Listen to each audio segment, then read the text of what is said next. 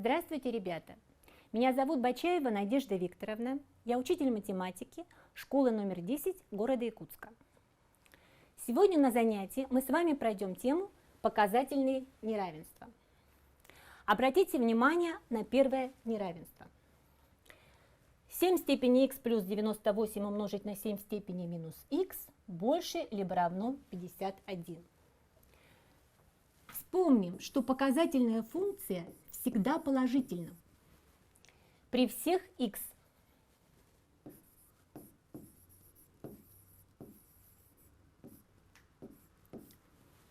Что еще мы видим? В показателе стоит минус. Вспоминаем формулу. А в степени минус n. Это 1, деленное на а в степени n. Приступим к решению нашего неравенства.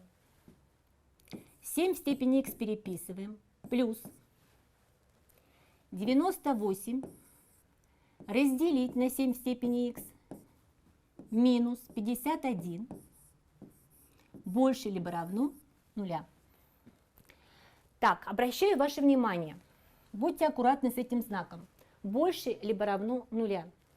Если вы дальше будете писать строгое неравенство, потеряете вот этот знак равно, то получите 0 баллов за решение этого неравенства. Поэтому, пожалуйста, будьте внимательны, все время больше либо равно, контролируем. Что мы видим?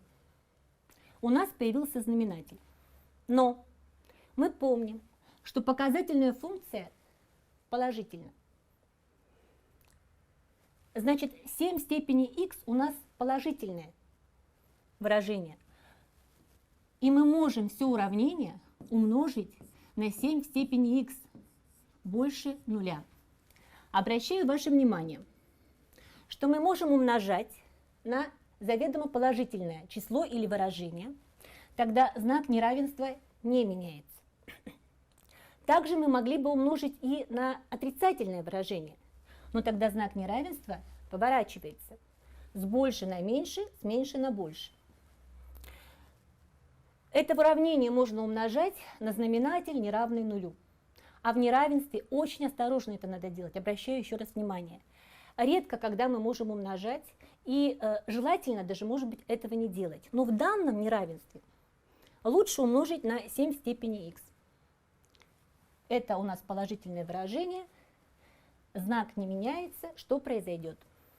7 в степени х умножаем на 7 в степени х. Показатели складываем. Будет 7 в степени 2х плюс. Второе слагаемое тоже умножаем. 7 в степени х сокращается. Остается 98. Не забудьте третье слагаемое умножить на 7 в степени х. Знак неравенства не меняется, но 0 мы умножаем на любое число, будет 0. Теперь делаем замену. 7 в степени х заменяем буквой t. И получаем квадратное неравенство. t в квадрате минус 51t плюс 98 больше либо равно 0. Как решать квадратное неравенство? Будем решать методом интервалов, ну или можно решать его графически. Давайте обращу ваше внимание, вот здесь есть тонкий момент. Когда мы найдем t, не надо сразу возвращаться к замене, сейчас вы это увидите. Давайте сначала найдем t.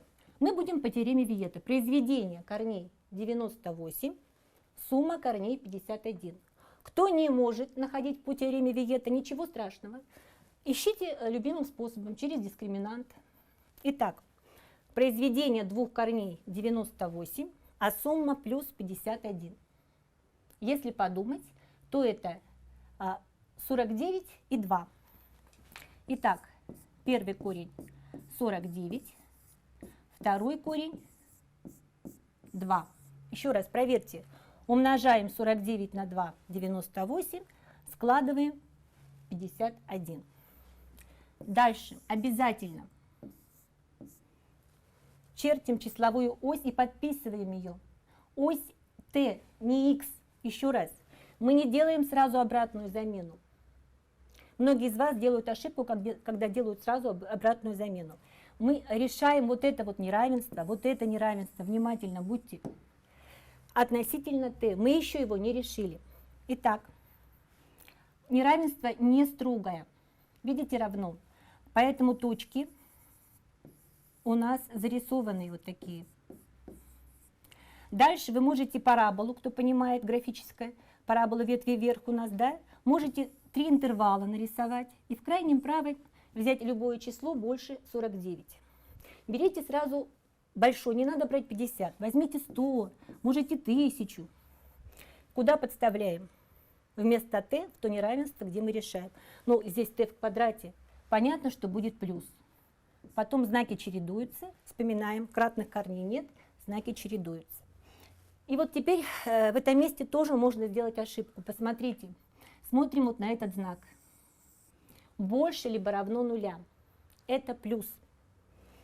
Штрихуем плюсы.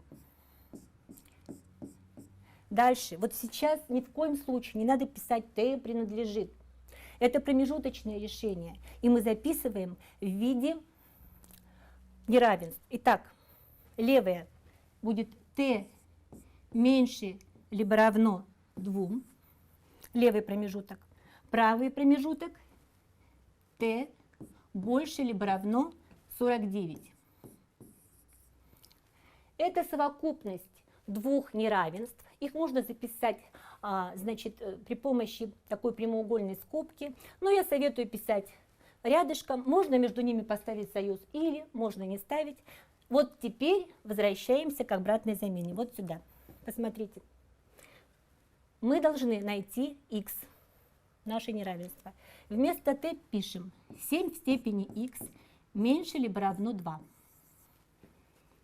И здесь сразу же пишу 7 в степени x больше либо равно 7 в квадрате. Доделаю-ка второе, оно проще. Основание больше единицы, значит функция показательная возрастает, и знак не меняется для показателей. Большему значению функции соответствует большее значение аргумента. А что же мы видим здесь? Слева у нас в основании 7, справа 2. Что делать? Как справа сделать двойку? Здесь вам на помощь придет следующая формула. А равняется b в степени логарифм по основанию b от а. По-другому называется основное логарифмическое тождество. Давайте применим. Итак, двойку мы заменим семеркой, но в степени. Логарифм по основанию 7 от 2. Точно так же функция возрастающая, так как 7 больше единицы, знак не меняется. Чтобы это было наглядно видно, нанесу на числовую ось.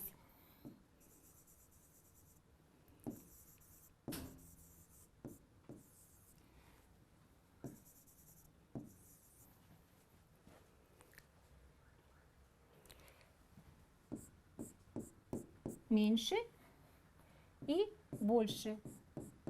Как записать ответ?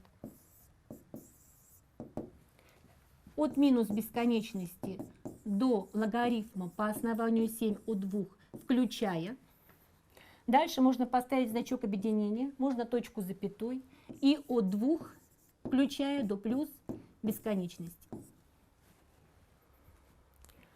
Продолжим. Посмотрим решение второго неравенства. Что мы видим? Здесь можно заменить 1/3 в степени x на t. Сразу делаем замену, и получается у нас вот такое неравенство. Более приятного вида.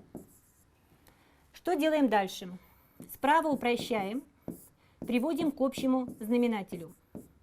t минус 2. Итак, t минус 2 до плюс 1 будет t минус 1. Переносим налево. Какую здесь можно сделать ошибку? Да? Не вздумайте, это не пропорция, чтобы умножать по диагонали, как делают некоторые дети. Переносим налево и приводим к общему знаменателю, чтобы применить далее метод интервалов. Подписываем дополнительный множитель, ничего в уме не надо делать, чтобы не ошибиться. И получается, видите, я пишу даже, в уме не делаю. t-1 умножаем на t-2 минус t-1 умножаем на t-3 меньше либо равно нуля. Дальше раскрываем скобки в числителе. В знаменателе скобки никогда не трогаем. Переписываем сначала знаменатель. Внимательно раскрываем скобки. t в квадрате минус t и минус 2t будет минус 3t. Минус 1 на минус 2 плюс 2. Две скобки следующие я раскрою, но большую скобку напишу, потому что здесь вот знак минус из-за этого. Чтобы не ошибиться, t в квадрате минус 4t плюс 3 меньше либо равно нуля. Раскрываем вот эту вот скобку вторую. Мы еще до конца не упростили. t в квадрате минус 3t плюс 2. Если перед скобкой минус все знаки меняются, минус t в квадрате плюс 4t минус 3. Все три знака поменяли. В знаменателе переписываем две скобки. Меньше либо равно нулю. Упрощаем числитель. Уничтожаем взаимно. 4t минус 3t будет t, минус 2, плюс 2 минус 3 минус 1. И получили вот такое несложное неравенство, которое будем решать методом интервалов. Итак, числитель приравниваем к нулю, корень единицы. Знаменатель не равен нулю. Я пишу t не равно 3 и t не равно 2. Итак, наносим на числовую ось t три числа в порядке возрастания. 1, 2, 3. Посмотрите, 2 и 3 выколотые точки, а 1 стоит в числителе. 0 разрешен, 0 функции. Вот, пожалуйста, числителя. Заштрихованная точка. Берем больше 3, 10, подставляем числитель плюс. Здесь тоже плюс, плюс. При делении, умножении плюс. Дальше чередуются знаки. И теперь аккуратно смотрим опять вот сюда. Меньше либо равно нуля. Минус. Это промежуточное решение, поэтому записываем опять в виде неравенства. t меньше либо равно 1 или t больше 2, но меньше 3. Только сейчас делаем обратную замену. 1/3 в степени x меньше либо равно. Единицу я заменю вот так. И посмотрите, пожалуйста, функция убывает, так как 1/3 меньше единицы, поэтому знак повернется для показателей. Так, что делаем здесь? Сначала t пишу. 1/3 в степени x. Справа понятно, что это 1/3 в минус 1. А что делать слева? Что делать слева? Значит, двойку заменяем как 1/3 в степени логарифм по основанию 1/3 от 2. И опять, так как 1/3 у нас меньше единицы, функция убывает, для показателей знаки меняются. Так оставлять нельзя, переворачиваем. И получается x больше от минус 1, но меньше логарифма по основанию 1/3 от 2. И у нас получается два ответа. В ответ пишем. Открытый промежуток от 1 до логарифма и от нуля, включая 0, до плюс бесконечности. Спасибо за внимание.